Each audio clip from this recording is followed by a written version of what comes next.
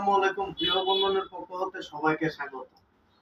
তো বর্ণালী কর্মকার, ঠিক আছে, ঋষিপুটির মতো ঋষিপাড়ার একজন স্থায়ী বাসিন্দা।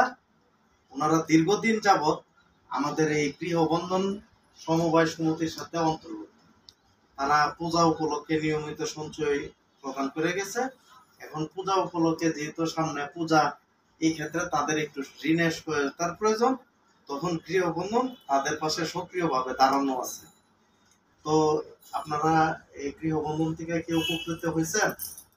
আমরা দুর্গাপূজার উপলক্ষে সঞ্চয় কিছু কিছু জমাইছি।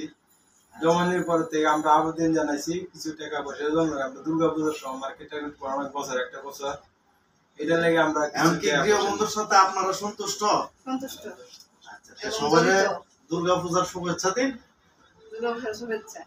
অনেক অনেক ধন্যবাদ। আসসালামু আলাইকুম।